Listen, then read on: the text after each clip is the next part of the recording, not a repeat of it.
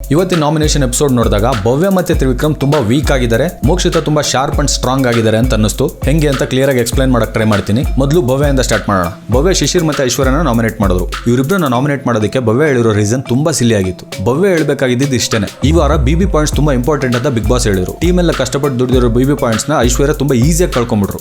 ಅವ್ರ ಸ್ವಂತ ದುಡ್ಡನ್ನ ಅವ್ರು ಉಳಿಸ್ಕೊಳಕ್ ಆಗಿಲ್ಲ ಅಂದ್ರೆ ಐಶ್ವರ್ಯಗೆ ಈ ಗೇಮ್ ಬಗ್ಗೆ ಸೀರಿಯಸ್ನೆಸ್ ಇಲ್ಲ ಅಂತ ನೀಟಾಗಿ ಗೊತ್ತಾಗುತ್ತೆ. ಅದಕ್ಕೆ ನಾನು ನೆಕ್ಸ್ಟ್ ಗೇಮ್ಗಳಲ್ಲೂ ಅವ್ರನ್ನ ಆಡಿಸ್ಲಿಲ್ಲ, ಅವರು ಬಂದು ನನ್ನ ಕೇಳಲಿಲ್ಲ. ಐಶ್ವರ್ಯ ಕೇಸ್ ಕ್ಲೋಸ್. ಐಶ್ವರ್ಯ ದುಡ್ಡು ಹೋಗ್ಬೇಕಾದ್ರೆ ಶಿಶಿರ್ ಲಿಟ್ರಲಿ ಪಕ್ಕದಲ್ಲಿ ಕುಂತು ಇವ್ರನ್ನು ಏನು ಮಾಡಲಿಲ್ಲ, ಇವ್ರಿಗೂ ಸೀರಿಯಸ್ನೆಸ್ ಇಲ್ಲ. ಆಮೇಲೆ ಗೇಮ್ಗಳಲ್ಲೆಲ್ಲೂ ಒಂದ್ಸಲ ಬಂದು ಸುಮ್ಮನೆ ಕೇಳೋರು, ಕಾನ್ಫಿಡೆಂಟ್ ಆಗಿ ನನ್ನ ಹತ್ರ ನಾನು ಗೇಮ್ ಆಡ್ತೀನಿ ಅನ್ನೋದು ಅವ್ರ ಮುಖದಲ್ಲಿ ಕಾಣಲಿಲ್ಲ ನನಗೆ.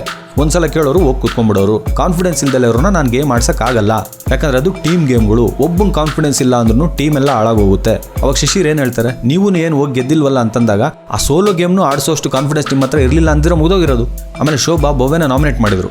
ಏನಂತ, ಇವ್ರ ಕ್ಯಾಪ್ಟನ್ಸಿನೇ ಇರಲಿಲ್ಲ, ಎಲ್ಲ ತ್ರಿವಿಕ್ರಮೇ ಮಾಡಿದ್ರು ಅಂತ. ಸಿಂಪಲ್, ಆಸ್ ಎ ಕ್ಯಾಪ್ಟನ್ ನಾನು ಎಲ್ಲರ ಸಲಹೆನೂ ಕೇಳಬೇಕು. ತ್ರಿವಿಕ್ರಮ್ ಜಾಸ್ತಿ ಸಲಹೆ ಹೇಳ್ತಾ ಇದ್ರು, ನಾನು ಕೇಳ್ತಾ ಇದ್ದೆ. ಬೇರೆಯವ್ರು ಹೇಳಿದ್ರು ಕೇಳ್ತಾ ಇದ್ದೆ. ಬಟ್ ಫೈನಲ್ ಕಾಲ್ ನಂದಾಗಿತ್ತು. ಕ್ಯಾಪ್ಟನ್ ಆಗಿ ಎಲ್ಲರ ಸಲಹೆನೂ ಕೇಳಬೇಕು, ಅದು ನಾನು ಮಾಡಿದ್ದೀನಿ, ಮುಗಿದೋಯ್ತು. ಈಗ ಶೋಭಾನು ಭವ್ಯ ಪರ್ಫಾರ್ಮೆನ್ಸ್ ಸರಿ ಇಲ್ಲ ಅಂತ ಹೇಳಕ್ಕೆ ಆಗಲ್ಲ. ಭವ್ಯ ಫಸ್ಟ್ ಟಾಸ್ಕ್ ಗೆದ್ದಿದ್ದೆ ಶೋಭಾ ಮೇಲೆ. Case close.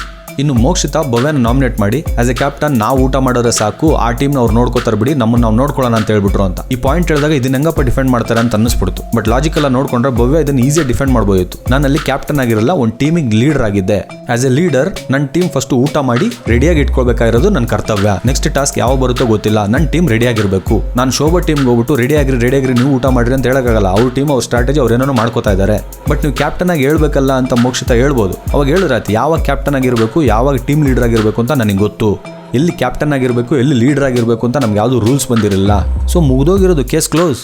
ಈಗ ತ್ರಿವಿಕ್ರಮ್ ಬಗ್ಗೆ ಹೇಳ್ತೀನಿ. ಮೋಕ್ಷಿತಾ ಅವರು ತ್ರಿವಿಕ್ರಮ್ನ ನಾಮಿನೇಟ್ ಮಾಡಿದಾಗ ತ್ರಿವಿಕ್ರಮ್ ಮಂಜಣ್ಣನ ಬಗ್ಗೆ ಈ ತರ ಹೇಳಿದ್ರು, ಮಂಜಣ್ಣ ಏನು ಇಲ್ಲ ವೇಸ್ಟ್ ಅಂತ ಹೇಳಿ ನಾಮಿನೇಟ್ ಮಾಡಿದ್ರು. ಅವಾಗ ತ್ರಿವಿಕ್ರಮ್ ಏನೇನೋ ಹೇಳಕೋದ್ರು, ಅಷ್ಟೆಲ್ಲ ಹೇಳೋ ಅವಶ್ಯಕತೆನೇ ಇರಲಿಲ್ಲ. ಒಂದು ಗೇಮಲ್ಲಿ ಮಂಜಣ್ಣ ಸಖತ್ತಾಗಿ ಆಡ್ತಿರ್ಬೇಕಾದ್ರೆ ಮಂಜಣ್ಣ ಬಗ್ಗೆ ಏನ್ ಜಾಸ್ತಿ ತಲೆ ಕೆಡಿಸ್ಕೋಬೇಡಿ, ಅವ್ರು ಇದ್ರಲ್ಲೆಲ್ಲ ವೀಕು, ಅವ್ರು ಸಿಕ್ಕಾಪಟ್ಟೆ ಬಿಲ್ಡಪ್ ಕೊಡ್ತಾ ಇದಾರೆ, ಅವ್ರು ಬಿಲ್ಡಪ್ ಕೊಟ್ಟಷ್ಟೇನು ಇಲ್ಲ ಅಂತ ಒಂದು ಗೇಮ್ ಅಲ್ಲಿ ಹೇಳಿದೆ. ಅವ್ರನ್ನೇನೋ ಸಪ್ರೇಟ್ ಆಗಿ ಕುಂದ್ರಿಸಿ ಗಾಸಿಪ್ ತರ ಏನಾದ್ರು ಹೇಳದ್ನ ಇಲ್ಲ, ಇದು ಗೇಮ್ ಸ್ಟ್ರಾಟಜೀಸ್. ಮಂಜಣ್ಣ ವೀಕ್ ಅಂತ ನಾನು ಅಲ್ಲಿ ಎಲ್ಲರಿಗೂ ತೋರಿಸಿ ಅವ್ರನ್ನ ಹುರಿದುಂಬಿಸ್ಬೇಕಾಯ್ತು ಹೇಳ್ದೆ. ಅದ್ರಲ್ಲಿ ತಪ್ಪೇನಿದೆ? ನೀವು ಹೇಳಿದ್ರಲ್ಲ, ಚೇತ್ರಕ್ಕನ ಹತ್ರ ಹೋಗ್ಬಿಟ್ಟು ನಾನು ದುಡ್ಡು ಕಿತ್ಕೊಂಬರಕ್ ಟ್ರೈ ಮಾಡ್ತೀನಿ, ಅವ್ರ ಹತ್ರ ಡ್ರಾಮಾ ಮಾಡ್ತೀನಿ, ಆ ಗ್ರೂಪಲ್ಲಿ ನನ್ಗೆ ಯಾರು ಕ್ಯಾರೆ ಅಂತ ಇಲ್ಲ, ಯಾವ ಗೇಮು ಕೊಡ್ತಾ ಇಲ್ಲ, ಬಂದಿರೋ ದುಡ್ಡು ನನಗೆ ಅರ್ಥ ಇಲ್ಲ. ಇದು ಗೇಮ್ ಸ್ಟ್ರಾಟಜಿ. ನೀವು ಪರ್ಸನಲ್ ಆಗಿ ಮಾಡಕ್ ಹೋದ್ರ, ಚೇತ್ರಕ್ಕನ ಹತ್ರ ಪರ್ಸನಲ್ ಆಗಿ ಮೋಸ ಮಾಡಿ ದುಡ್ಡು ಕೇಳೋದಕ್ಕೆ ಹೋದ್ರ, ಜಸ್ಟ್ ಇಷ್ಟು ಹೇಳಿದ್ರೆ ಮುಗಿದೋಗ್ತಾ ಇತ್ತು.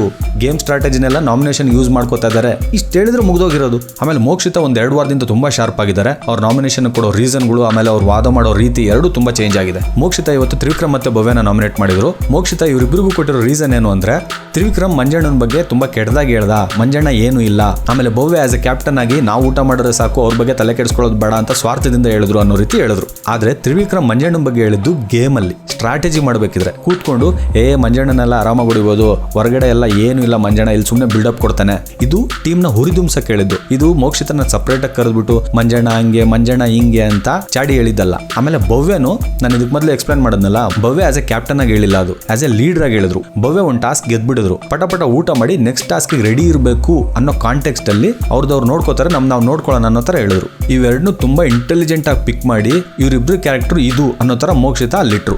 ಸೊ ಇದನ್ನ ಅಲ್ಲಿ ಕೇಳಿಸ್ಕೊಂಡವ್ರು ಏನ್ ಅನ್ಕೋತಾರೆ, ಅಯ್ಯೋ ತ್ರಿವಿಕ್ರಮ್ ನೋಡು ಮಂಜಣ್ಣ ಬಗ್ಗೆ ಏನೇನೋ ಹೇಳ್ತಾ ಇದ್ದಾನೆ ಅವ್ರ ಹಿಂದ್ಗಡೆ ಅನ್ಕೋತಾರೆ. ಹಂಗೆ ಭವ್ಯ ನೋಡು ಆಸ್ ಎ ಕ್ಯಾಪ್ಟನ್ ಆಗಿ ಎಷ್ಟು ಸ್ವಾರ್ಥಿ ಇವಳು, ಅವ್ರ ಟೀಮ್ ಊಟ ಮಾಡೋದ್ರೆ ಸಾಕು, ಬೇರೆಯವ್ರ ಬಗ್ಗೆ ನಾವು ತಲೆ ಕೆಡಿಸ್ಕೊಳ್ಳೋದು ಬೇಡ ಅನ್ನೋ ತರ ಹೇಳ್ತಾಳೆ. ಇವ್ರು ಎಂತ ಮನಸ್ಥಿತಿ, ಈ ತರ ಪ್ರಾಜೆಕ್ಟ್ ಆಗುತ್ತದು. ಅದಕ್ಕೆ ಹೇಳಿದ್ದು ಮೋಕ್ಷಿತಾ ತುಂಬಾ ಶಾರ್ಪ್ ಆಗಿದ್ದಾರೆ, ಯಾಕಂದ್ರೆ ಅವ್ರು ಹೇಳೋ ಪಾಯಿಂಟ್ ಇಮಿಡಿಯೇಟ್ ಆಗಿ ಸಿಟ್ಟು ಬರೋ ತರ ಮಾಡಿಸ್ಬಿಡ್ತವೆ, ಏನೇನೋ ಮಾತಾಡೋ ತರ ಮಾಡಿಸ್ಬಿಡ್ತವೆ. ಸೊ ಮೋಕ್ಷಿತಾ ತುಂಬಾ ಚೆನ್ನಾಗಿ ಗೇಮ್ ಆಡ್ತಾ ಇದ್ದಾಳೆ. ಇವತ್ತಿನ ಎಪಿಸೋಡ್ ನೋಡಿದಾಗ ತ್ರಿವಿಕ್ರಮ್ ಭವ್ಯ ಮೋಕ್ಷಿತಾ ಬಗ್ಗೆ ನನ್ಗೆ ಅನ್ಸಿದ್ದು, ನಿಮ್ಗೆ ಯಾರ್ ಗೇಮ್ ಚೆನ್ನಾಗಿದೆ, ಯಾರ್ ಗೇಮ್ ಚೆನ್ನಾಗಿಲ್ಲ, ಇಲ್ಲ ಯಾರ್ ಗೇಮ್ ಇಂಟ್ರೆಸ್ಟಿಂಗ್ ಆಗಿದೆ ಅನ್ನೋ ಅಭಿಪ್ರಾಯ ಇದ್ರೆ ಕಮೆಂಟ್ ಅಲ್ಲಿ ಬರ್ತಿ ತಿಳಿಸಿ. ಹಂಗೆ ಈ ರಿವ್ಯೂ ಇಷ್ಟ ಆಗಿದ್ರೆ ಥ್ಯಾಂಕ್ಸ್ ಬಟನ್ ಪ್ರೆಸ್ ಮಾಡಿ ದಯವಿಟ್ಟು ಸಪೋರ್ಟ್ ಮಾಡಿ.